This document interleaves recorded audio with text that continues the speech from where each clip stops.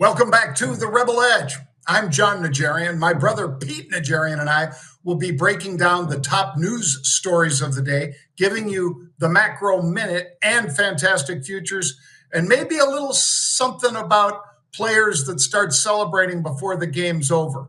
We've got all that and more on The Rebel's Edge. Bang!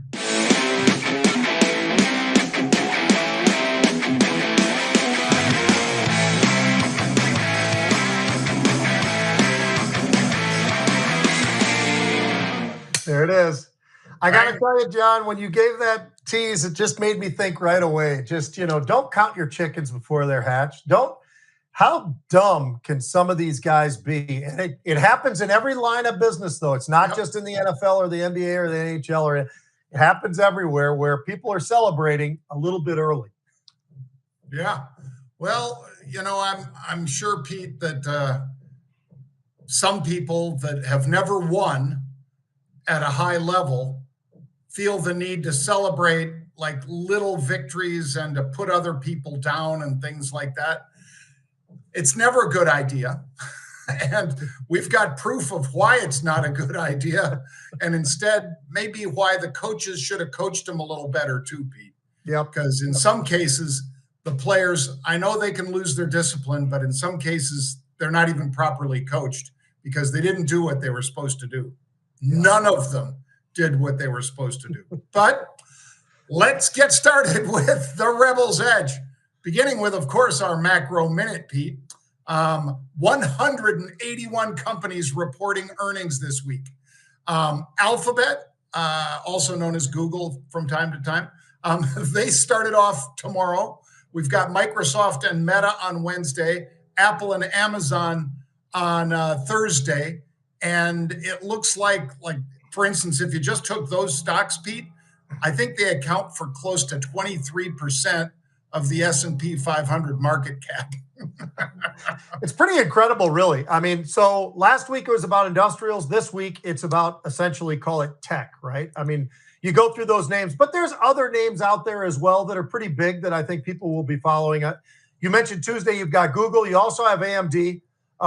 You also have a name like Chipotle, which is still one of those names that it makes some powerful moves, both up and down, mostly up, it seems like, but around the earnings cycle. You've got Microsoft and Meta, but you also have Cat. You got Eli Lilly. Lilly's been one of the better performers we've seen in a really long time when you consider where they are in the pharmaceutical world and what that stock has done from the bottom left to the upper right. It's been incredible. And then you've got Apple and Amazon. I'd throw one more in there.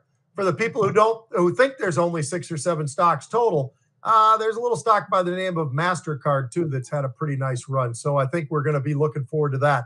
It's going to be a packed week for earnings. That is the biggest influence, I would say. So that is the big macro piece of this week. Absolutely. And, Pete, as far as our fantastic futures, of course, for fantastic futures, we have a sponsor. It is Hard Assets, plural, Alliance. And Hard Assets Alliance, they will sell you or buy from you gold and silver. So if you're somebody who wants to invest, and all of you know, you can actually short futures and things like that. You can't short physical. But if you want a place that both buys and sells it, deals with 10 different dealers, Pete, so you're not just getting one, way under the market bid or way over the market offer for your precious metal investing. These guys are one of the best in the business. It's why they've got billions of dollars of gold and silver in Brinks vaults across the world. Because if you choose to, you don't have to take delivery. You can even leave it with them in a vault. So you don't have to go get a safe deposit box and have people asking you questions about that and everything else. And you're probably going to get the best price available for your gold or silver. And silver's up, as we said, even more than gold. It's up 40% this year. You want to own some of that. You want to have it in a vault where it's safe rather than, hiding it in your house someplace. But you're welcome to hide it in your house. Some of you have probably some pretty good protection, whether it's a Belgian Malinois or a German Shepherd or a Doberman, or maybe a wife with a gun. Like Pete. Yep, we do. Yeah, you do. Anyway, folks, Hard Assets Alliance. It's Hard Assets, plural, alliance.com. Check them out. I'm sure our friend Stephen will take care of you over there. They've done a great job for a lot of us. All right, Pete, I'm going to say we got that close today to 4.3%. We traded to 2.9, I'm sorry, 4295. Yeah, 4295 or 4297 today, which is about as close as you can get to 4.3% without actually getting there.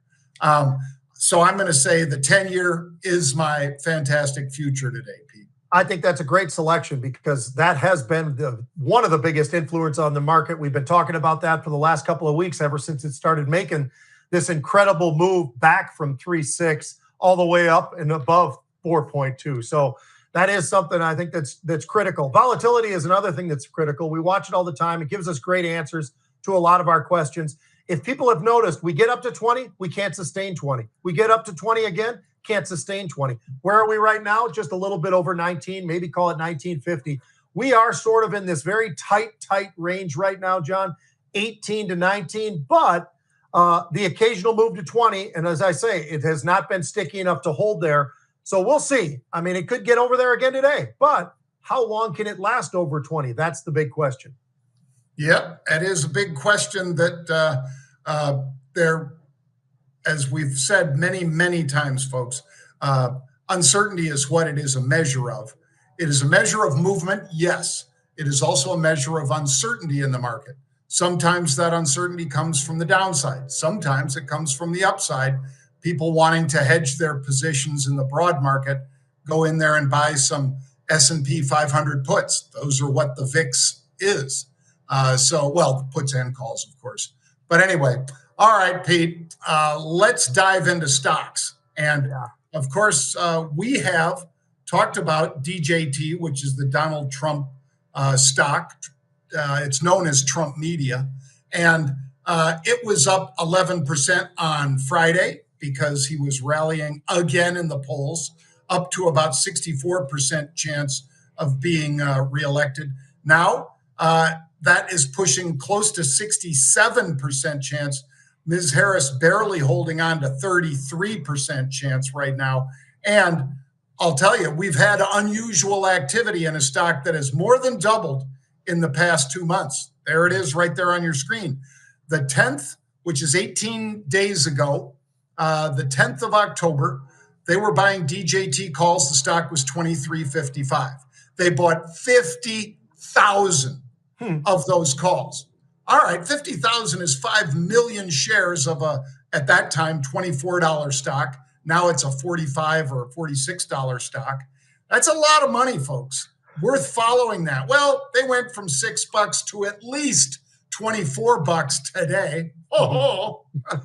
And for all the people that tell me, yeah, but those predictive sites, you can't really trust them, this and that. You know what you can trust?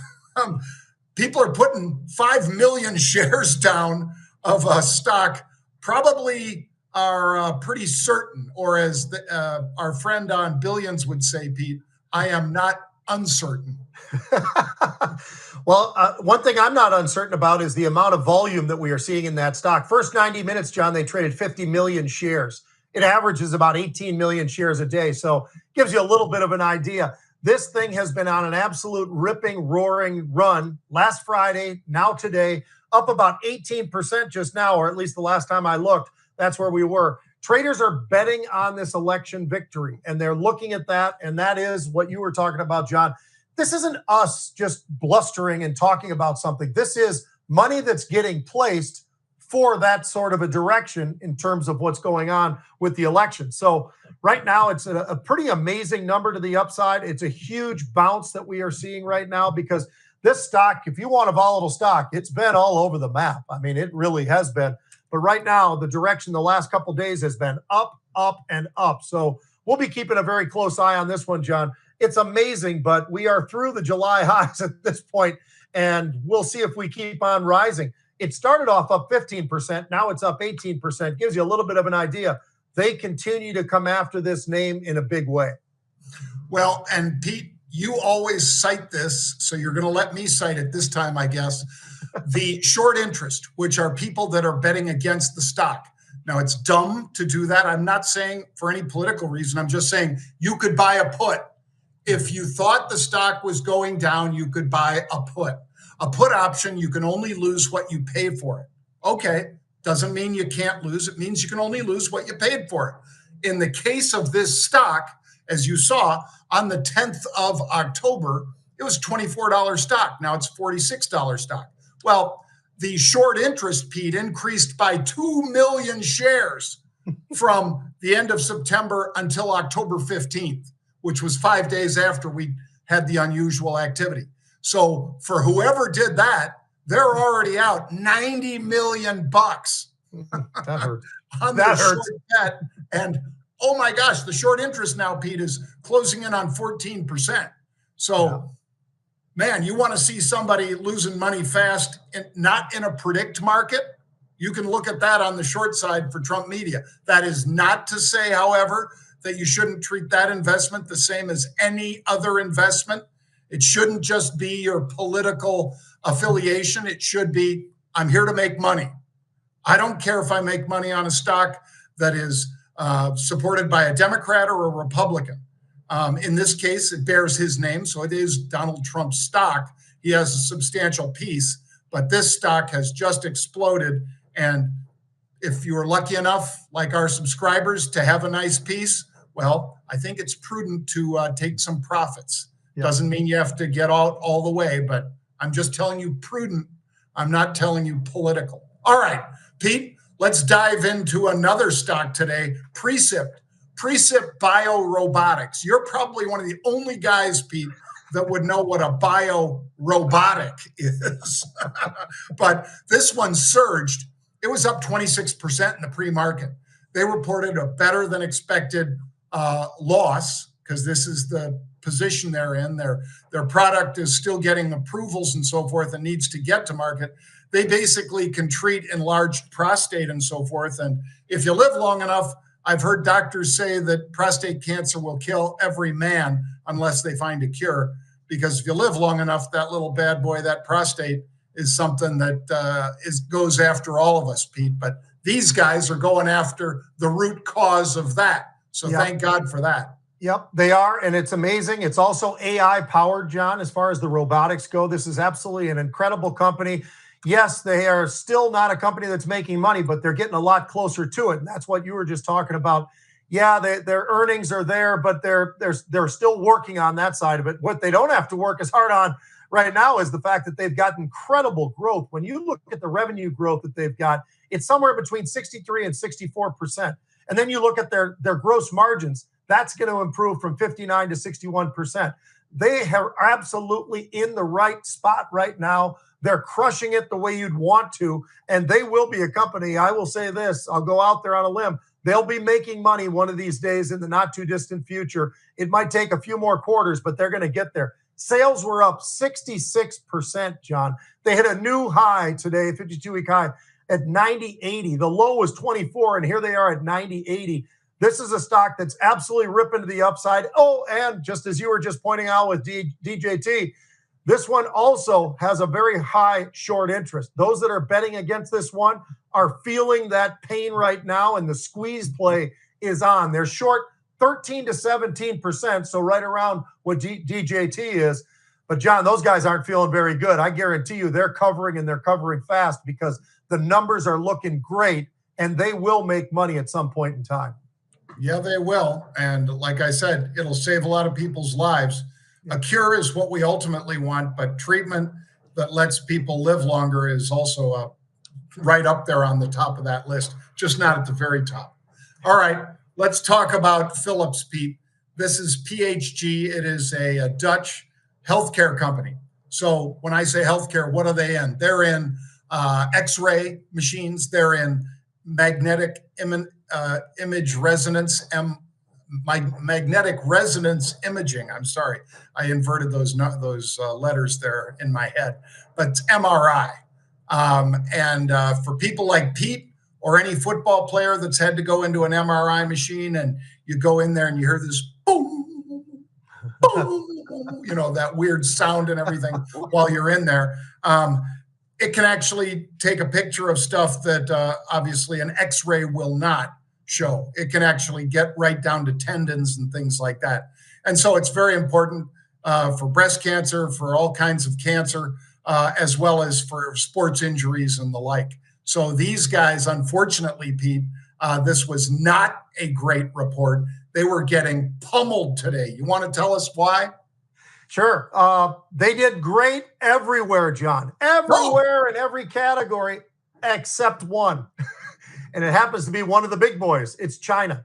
And because of the weakness that they got from China, that's why the stock is getting pummeled today. It's down like 15 to 17%, depending on when you take a look at it. It's getting hit pretty hard right now.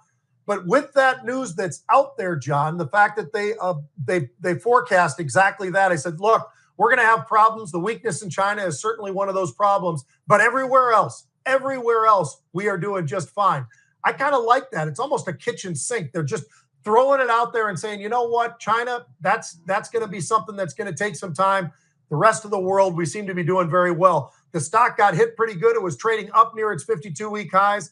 Now that it's reeled back this far, I almost think it might be an opportunity. Not necessarily today, but something to really keep a very close eye on, because they're crushing it everywhere except for China. And if we already know that, which we now do, that's a known. The unknown is what scares you. This is a known. They're going to struggle there, but how will they be able to pull out of this? Well, maybe the rest of the world can make up for that. That's what makes me so interested in Philips down here. Well, I know you're interested in this one too, Pete. Oklo. Yes, we've had unusual activity in this one, folks. You've heard us talk about it several times. I'll show you 3 examples. The 15th of October, stock was $11.55. They're buying the Nove 1250s. Well, the stock traded up through, what is that, 23 today, Pete? In 24. 24, great. The 18th of October, they were buying the Nove 20s. And just recently, last week, I think, they were buying the January 30 call. So they're pushing it out in time and even at a higher price. What does the company do? This is Sam Altman-backed energy.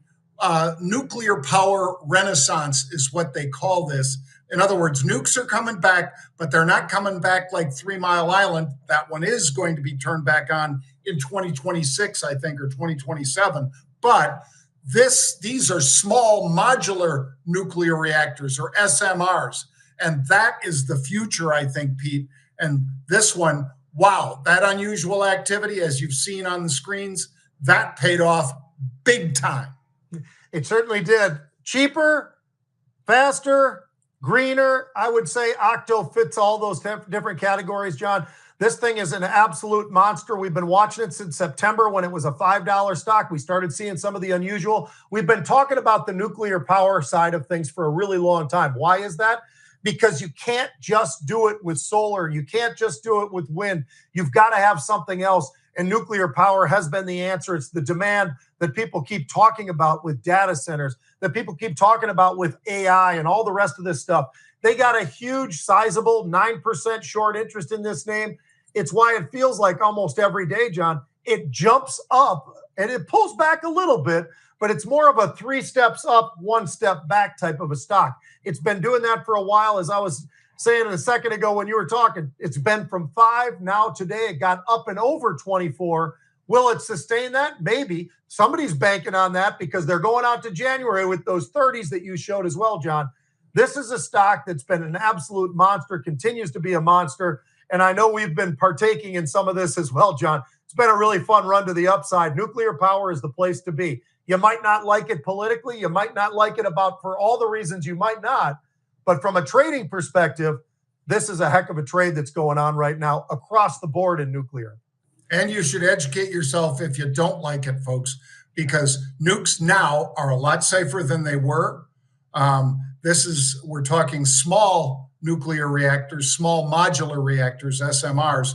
And again, you could have that thing just running at the data center. It doesn't need to be 50 miles away near a lake with a containment dome and everything else over it.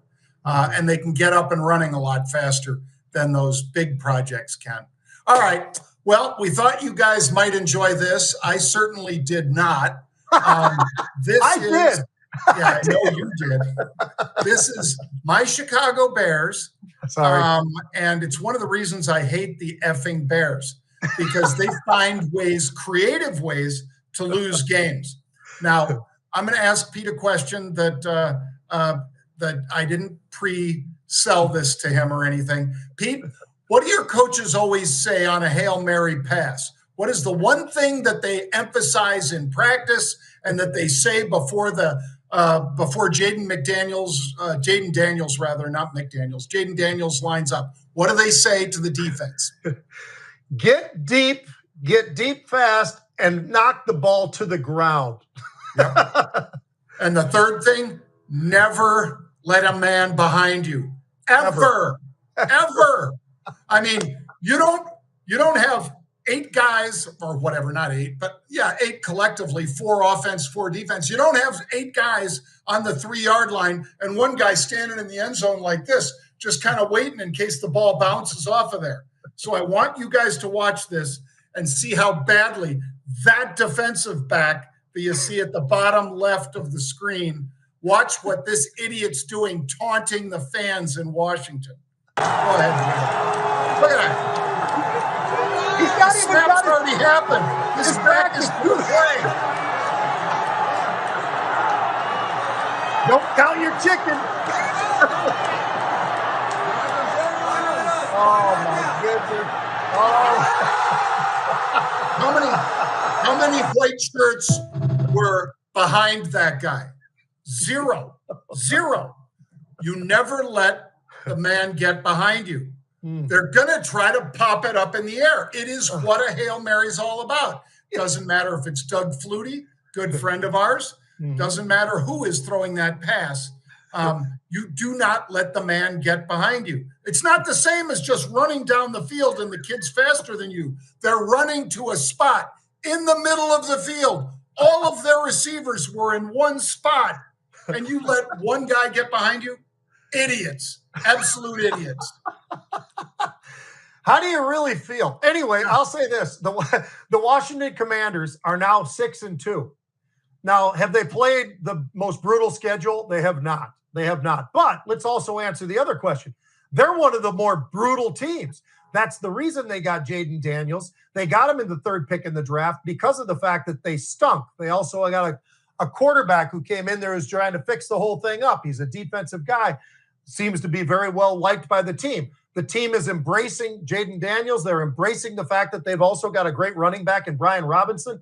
They're doing everything right for the Washington Commanders with nobody, including me, nobody thought this team had a chance in heck of competing this year in any part of the world of playoffs or anything.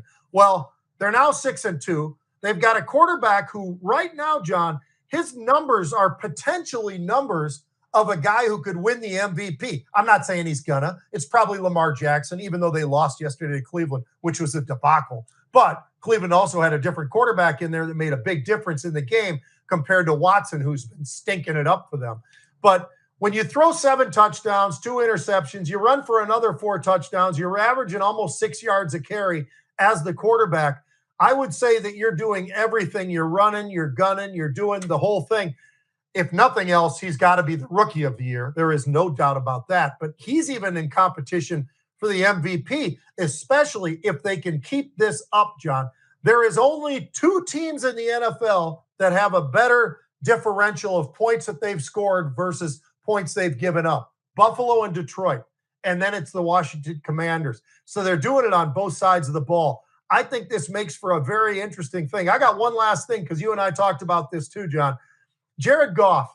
For all the people who wanted to flush the toilets on Jared Goff and, oh, you know, he went to that Super Bowl, but he's at the Lions. He's just okay. He's not doing this. Well, I would tell them this. Let's see. He's 80% completions in October, 680 yards in October, 8 touchdowns, 0 interceptions, and has a QBR rating or a passer rating of 149.8, all of which is nothing anybody else has ever done in the month of October, by the way. So I would say that maybe Jared Goff is also in that MVP race, John, because he is doing it all, and it's all because he's got a great pair of running backs who make it easier for a quarterback to throw, which is why I'm so critical of all these teams that think that the receivers are the important ones. They're not. It's having a running game so your quarterback actually can fake the run and occasionally throw the ball, and when he does, people are wide open. But what do you think about the whole Jayden Daniels thing and 65 yards in the air that ball traveled, by the way, 65. Yeah. They also rushed three guys. Yeah.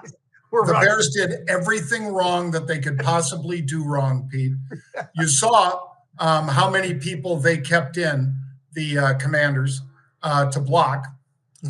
They put out basically 4 receivers, 3 for sure. I think they had 4 out. And the one guy just kind of drifted behind the pile. I'll point out also that Caleb Williams, who got the number 1 pick, he's thrown for 9 touchdowns this year and 5 interceptions. That ratio doesn't cut it really, guys, especially when you're talking about Goff or even Jayden Daniels. There are some real better athletes than Caleb Williams. I said it at the time. It has nothing to do with even where he played at USC versus Tennessee, right, Pete? Oklahoma. Sorry. Sorry. I was thinking of the other kid. But this is a great ball player, and he does nearly everything right. The team loves him. They're rallying around him the same way they did with C.J. Stroud in Houston last year, Pete. And C.J. Stroud was probably, that close to being a MVP last year, except that, Mahomes they're going to name it the Mahomes Award one of these days, just because he's pretty much always in the running for it. He is always in the running. And I'll tell you what, Lamar Jackson, you can never discount that guy. That guy is just a freak show athlete. And now with Derrick Henry, but they did get beat by Cleveland.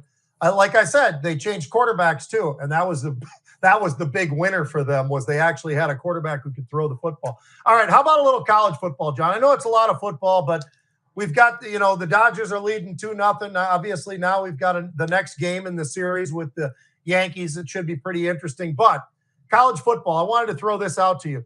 At the beginning of the season, would you have ever guessed that the SEC would only have one team that is sitting in the top 5? That team this year is Georgia. So you've got one SEC team. You've got 3 Big Ten teams. You got one ACC team with Miami. Big Ten, you've got Oregon, you got Penn State, you got Ohio State. How about this as well? The top 20, there are 7 teams that have undefeated seasons thus far. You've got the Big Ten. You've got Indiana, now 8-0. Indiana, yes, it's not basketball. This is football. Then you've got Oregon, you got Penn State. Miami and Pitt in the ACC. BYU and Iowa State in the Big 12. You know how many undefeateds you got in the SEC? 0. So it gives you a little bit of an idea. We've been talking about the parity in college football and how it's kind of getting there. The portal being a big factor.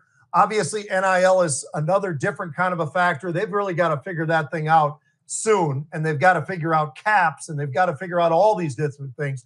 But until then, that is going to feed into a lot of different programs and leave some of the other programs out. But the portal, on the other hand, is absolutely something that I eat a little bit of crow on this one because I was not happy about it. I didn't like the fact that guys could just leave and just go. But I look at this right now, and I look at the Big Ten, and I look at Indiana. They got a quarterback. By the way, they won this last game this weekend without their starting quarterback. Their starting quarterback has a thumb injury. They did next man up, and they go 8-0. So it's really a testament to what's going on, I think, in college football, John. But how about the SEC? I mean, I know they still got great teams that have 1 loss. They probably have great teams that have 2 losses. But at some point, it's kind of interesting to see how the Big Ten and the ACC and maybe the Big 12 have sort of stepped up to the plate.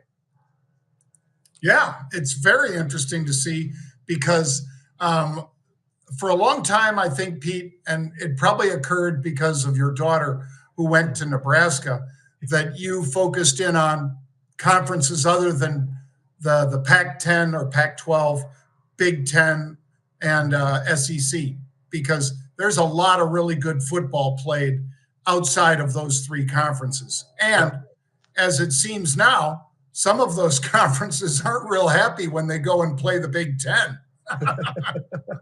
So a lot of us had said that for a while, that if you tried to play a Big Ten team every week, it's going to wear you down. You're going to get injuries. And, they're a much more physical conference in general. Obviously, some teams are more finesse than just physicality, but there's a lot of really physical teams in the Big Ten. And I think that's taking its toll on some of the teams that are just coming in, Pete. I would say this too, John. Oregon is built like a Big Ten team. USC is not. UCLA is not. Washington is not.